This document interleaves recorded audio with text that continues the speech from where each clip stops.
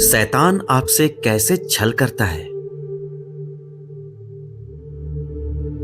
पवित्र शास्त्र उत्पत्ति के 3 अध्याय में हम देख सकते हैं कि शैतान किस तरह हमला करता है। वह बताता है कि सर्प सभी प्राणियों से सबसे धूर्त था।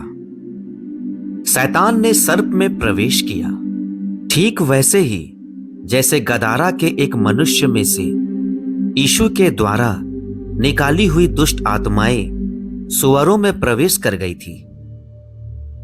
और शैतान ने सर्प के माध्यम से हव्वा से पूछा, क्या सच है कि परमेश्वर ने कहा कि तुम इस वाटिका के किसी वृक्ष का फल न खाना? जब हव्वा ने कही कि यही सच है कि परमेश्वर ने ऐसा ही कहा था, तब शैतान ने परमेश्वर के वचन को चुनौती दिया और कहा, तुम निश्चय ही नहीं मरोगे।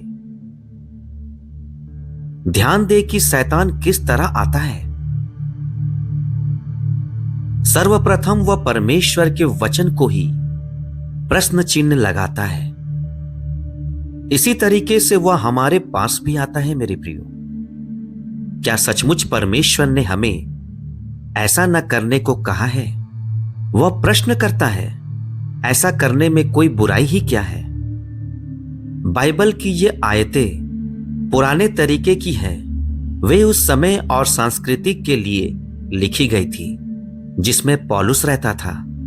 उनका 20वीं शताब्दी में हमारे द्वारा पालन किया जाना जरूरी नहीं है। आदि बातें वो कहता है।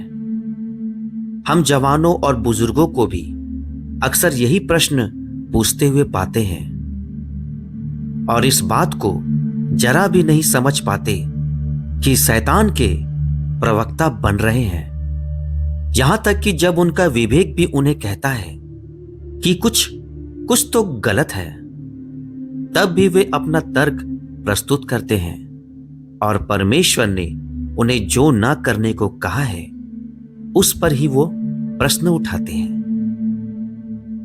जब कोई बात परमेश्वर के वचन में ना करने के लिए लिखी गई है तो हम यह निश्चित कर सकते हैं कि इसके पीछे परमेश्वर का जरूर कोई उचित कारण होगा।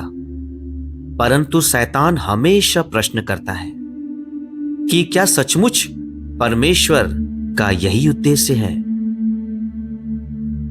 और हमारे द्वारा परमेश्वर के उद्देश्य पर प्रश्न चिन्ह लगवाने के पीछे शैतान का क्या उद्देश्य होता है?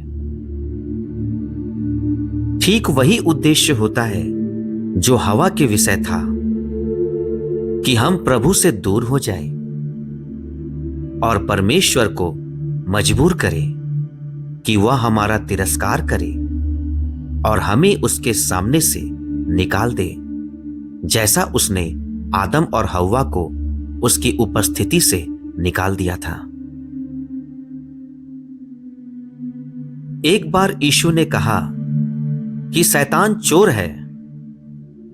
शैतान पैसे नहीं चुराता, क्योंकि वह जानता है कि धन की अनंत काल में कोई कीमत नहीं।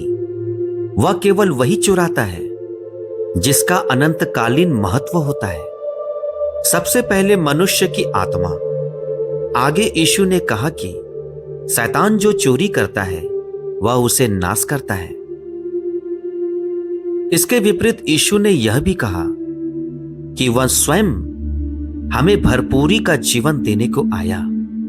क्या यह आश्चर्यजनक बात नहीं है कि 4400 मिलियन लोगों के संसार में 10% से ज्यादा लोग शैतान के झूठ पर विश्वास करना पसंद करते हैं और यीशु मसीह पर विश्वास करने और उनका वचन का पालन करने के बजाय शैतान की आज्ञा पालन करना बेहतर समझते हैं। यहां हम देख सकते हैं कि शैतान ने लोगों में कितना बड़ा कार्य किया है कि लोग इस बात से सहमत हो जाते हैं कि परमेश्वर के वचन की आज्ञा का उल्लंघन करना कोई गंभीर बात नहीं है। जब लोग पहली बार शराब पीते, धूम्रपान करते या हीरोइन या कोकीन जैसे मादक पदार्थों का सेवन करते हैं, तब क्या आप ऐसा सोचते हैं कि शैतान उन्हें चेतावनी देता होगा कि यह बात उनके शरीरों और दिमागों को नष्ट कर देगी और अंत में उनकी आत्माओं को अनंत काल के लिए नरक में भेज देगी? नहीं, वह उन्हें सच नहीं बताता, क्योंकि ऐसी बात सुनने में अच्छी नहीं लगेगी। वह उनसे कहता है कि इसे आजमाने के पश्चात वे उत्साह महसूस करेंगे।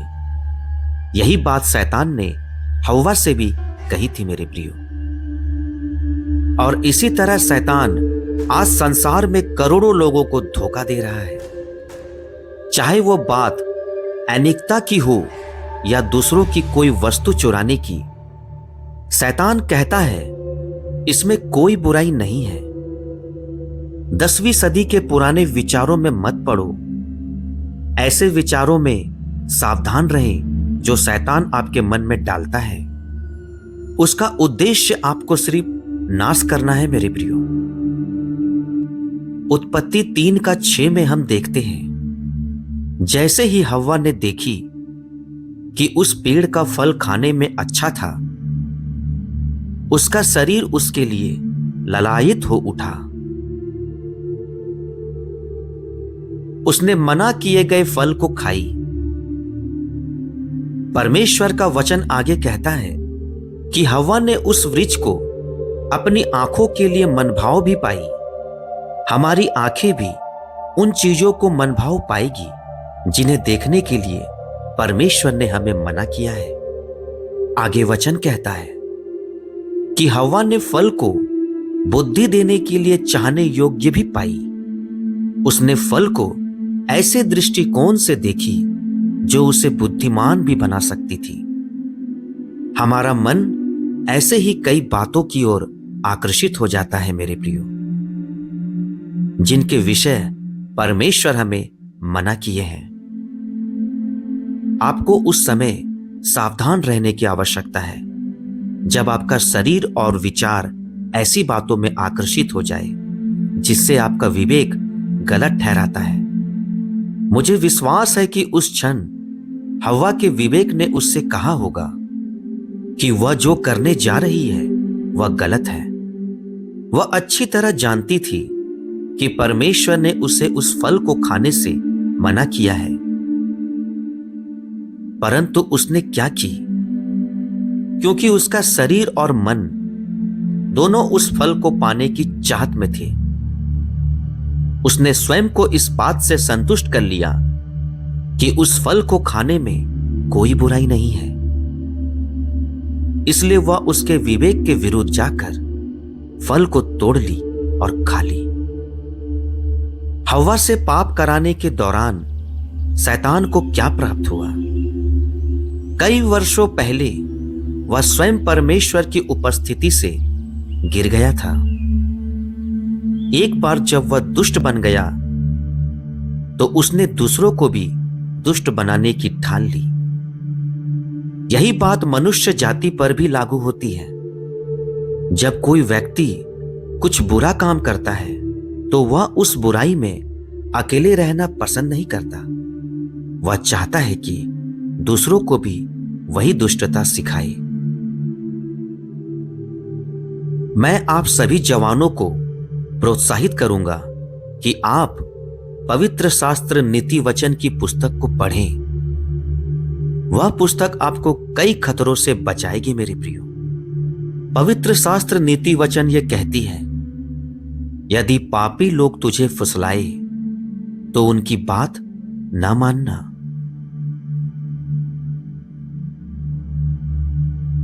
परमेश्वर आप सभी को आशीष दे मेरे प्रियो।